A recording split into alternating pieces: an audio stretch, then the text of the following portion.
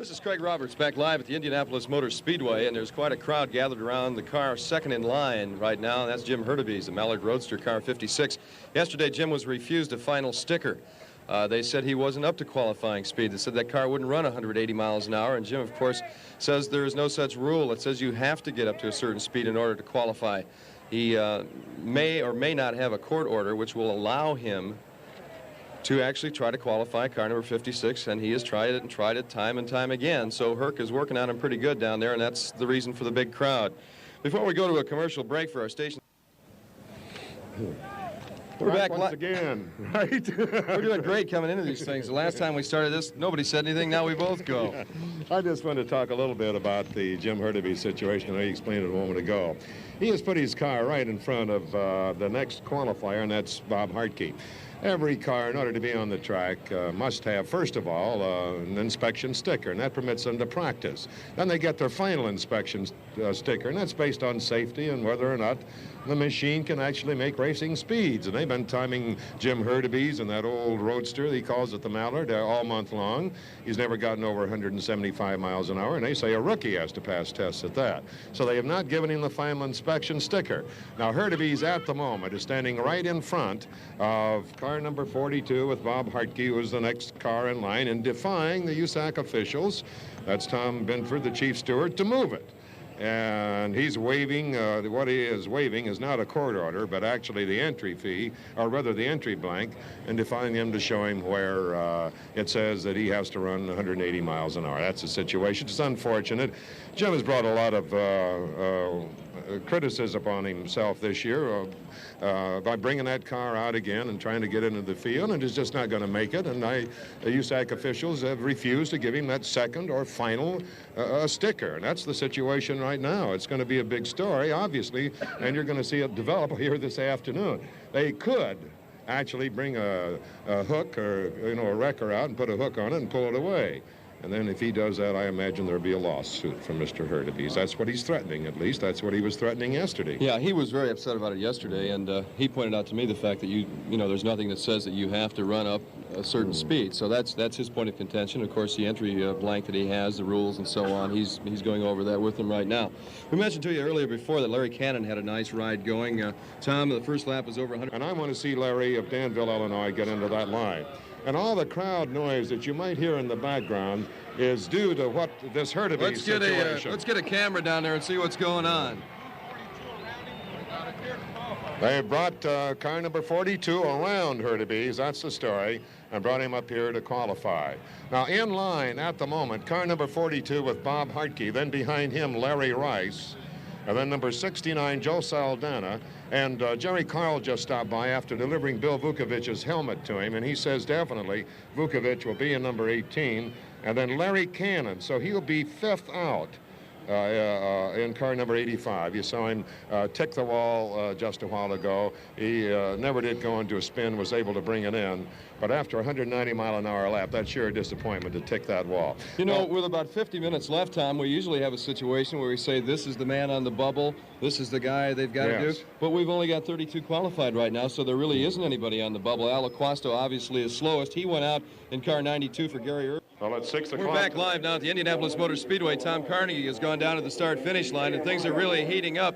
With me, as usual, on our trackside and qualification shows, our racing expert, Tom Sneva. The second year in a row he's won the pole. And things are, Herc is stirring up some stuff. They just called for all the safety patrol members to move down into the area. And we had a report that when Bob Harkey's car was moved around Hurtubise's car, that Herc actually jumped in the cockpit of car 42. So we can't really, from our standpoint right here, or from our vantage point, we really can't see, but we're going to have our camera down there and you'll be able to see something that's going on. Well, one thing about Hurtubise, he knows how to get his sponsors coverage. That's pretty much the story. All the cheering and everything you hear, and Tom Carnegie is explaining to the fans who are here at the track. In the event you just joined us, we've had 12 qualifiers today. The best run of the day was A.J. Foyt, 200 plus, and he will start in 21st position. Went over and helped. That actually is a Penske Cosworth, and worked a little bit on the backup car. And now our cameras are switching back down, and you can see in the middle of all that Jim Hurtubise.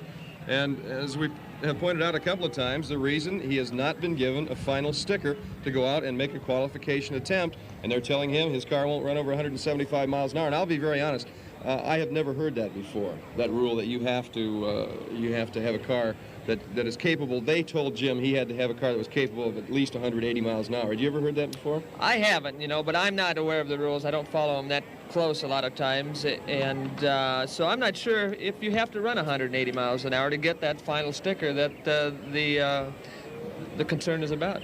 The final sticker we might mention, of course, your car has to be sound, it has to be safe, there can be no oil leaks, no fluid of any type coming out. So that's really what that's all about.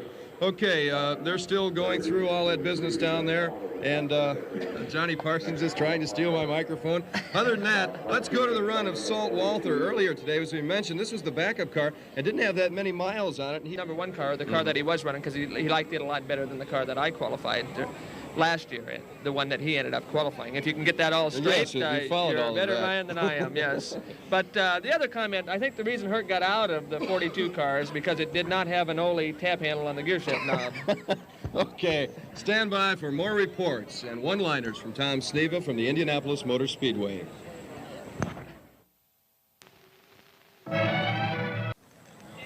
We're back live at the Indianapolis Motor Speedway before the qualification attempt of Bob Harkey. Let's pause 5 seconds for station identification.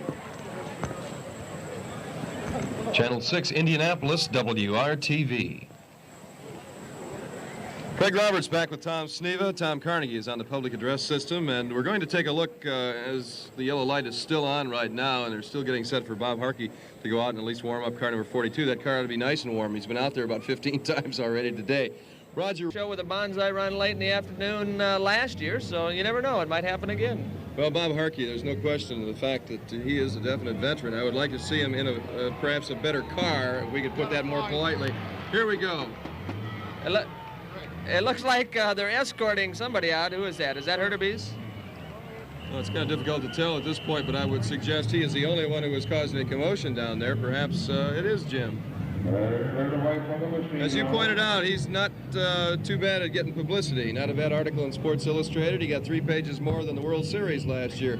So Jimmy does a pretty good job in that direction. As we mentioned, they've got the engine started now in the car, driven by Bob Harkey. We have only 32 cars qualified. We need one more to start the field, and then the bumping will start. Let's pick up the PA and Tom Carnegie. And his crew will go to the north end of the pit area. Everyone behind the yellow line. Now there goes Hurtubise out onto the track, trying to hold up this qualification. And certainly for the good of racing, Hurtubise is certainly not doing himself any good at all.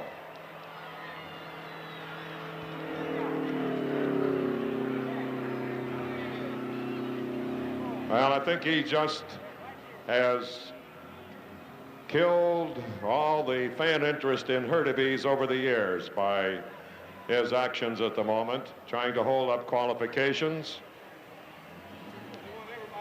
Now everybody get back. That's everybody get back. Everybody get back.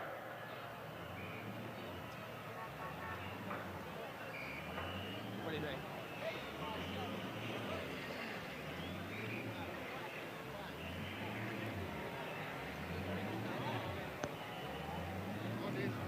Everybody behind the yellow line.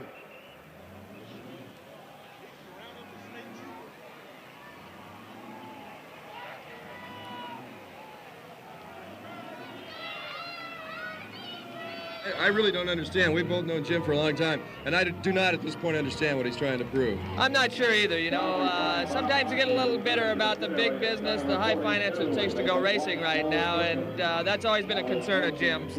Possibly he was on the racetrack, he might have saw some oil, a piece of rock, or, you know, something out there he wanted to get off the track. But right now I don't understand Jim at all. Okay, let's stay with the action on the track. They're trying to get all the people moved back and get everybody out of the area where the area of the wall, the pit wall, is restricted to 2 people per car, and there are definitely a lot of people. Jim Hurtubise now being led away through the Tower Terrace area by some state troopers, and I believe it did take a state trooper to get Jim out of here. Okay, Bob Harkey's going back out again. Let's see if we can finally get that 33rd car in the field. It has been what I thought was going to be a rather non-violent, just kind of easy Sunday. It's not exactly violent, but it's certainly been different. It certainly has.